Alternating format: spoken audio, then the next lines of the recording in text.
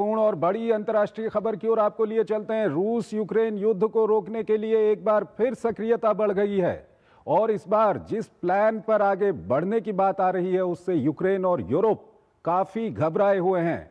अमेरिकी राष्ट्रपति Donald Trump के निर्देश पर युद्ध रोकने को एक बार फिर सक्रियता बढ़ गई है। खबरों के अनुसार रूसी पक्ष भी इसमें सहयोग कर रहा है। इस सब के बीच सबसे बड़ा सवाल यह है कि अब किन शर्तों और परिस्थितियों में इस युद्ध को रोका जा सकता है। आइए आपको इस सिलसिले में एक रिपोर्ट दिखाते हैं और फिर इस पर अपने विशेषज्ञ मेहमान के साथ चर्चा करेंगे। कई प्रयासों में मात खाने के बाद अमेरिकी राष्ट्रपति डोनाल्ड ट्रंप यूक्रेन में नए सिरे से जंग रुकवाने के कार्य में जुट गए हैं।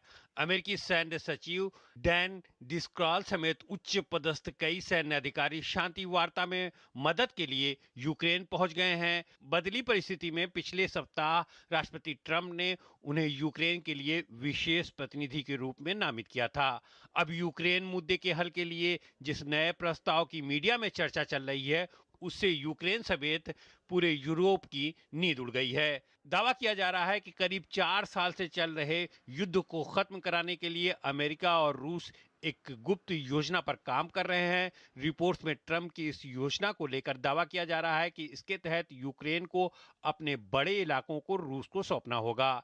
यूक्रेन का पूरा डोनबास इलाका खाली करना होगा और यूक्रेनी सेना की क्षमता को आधी करने की बात भी शामिल है। एक अखबार ने दावा किया है कि इस योजना को रूस की तरफ से किरिल दिमित्रियेव ने तैयार किया है। बताया जा रहा है कि इस योजना को इस हफ्ते ट्रंप के यूक्रेन के विशेष दूत स्टीव विटकॉफ द्वारा कीव को सौंप भी दिया गया है। विटकॉफ ने हाल ही में यूक्रेन के राष्ट्रीय सुरक्षा और रक्षा परिषद के सचिव रुस्तम उमरेव से मियामी में मुलाकात की थी। इस योजना पर यूक्रेन ने कड़ा विरोध दर्ज कराते हुए कहा है कि इस तरह का कोई भी मसौदा उन्हें नहीं मिला है।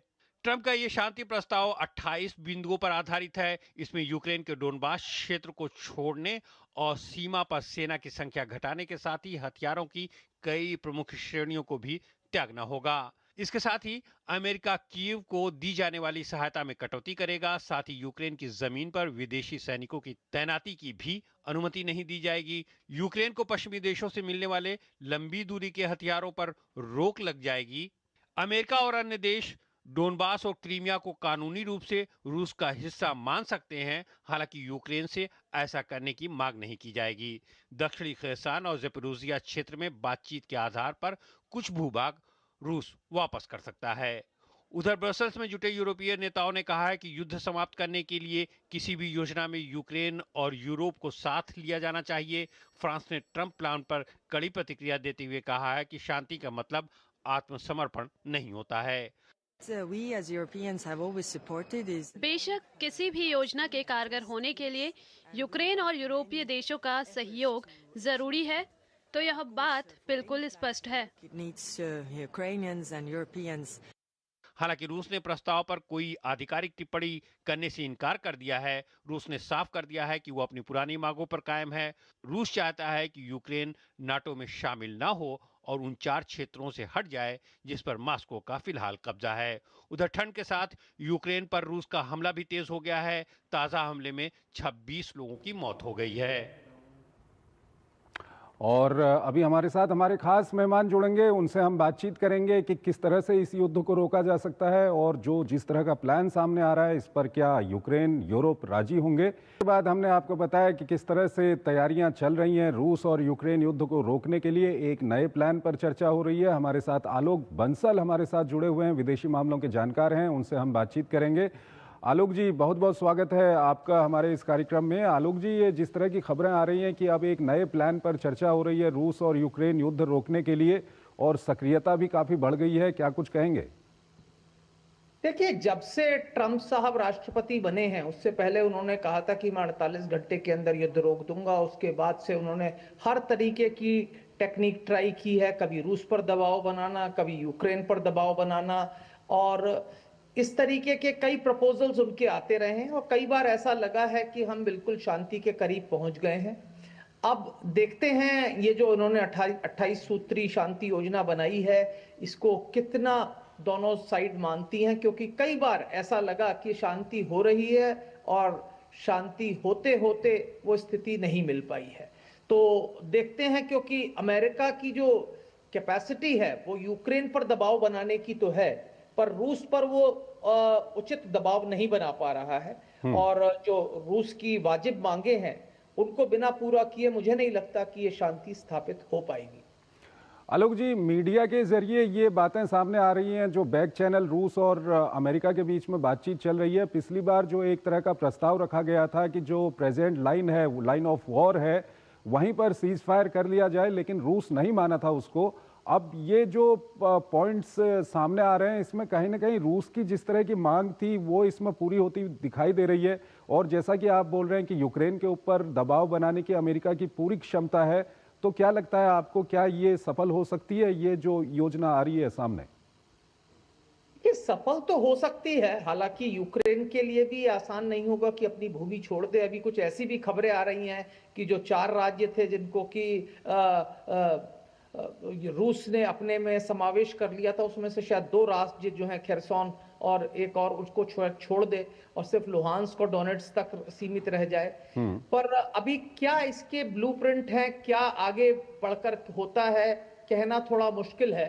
और इसमें कोई शक की बात नहीं कि दोनों ही, रूस और यूक्रेन, चाह रहे होंगे कि ये युद्ध विराम हो जाए, लेकिन एक ऐसी शर्तों पर हो जो उनको अपने आवाम को दिखाने के लिए उचित लगे, कि जिसमें ये नहीं लगे कि वो किसी तरीके से झुके हैं या उन्होंने अपने राष्ट्रीय हितों के साथ समझौता किया है।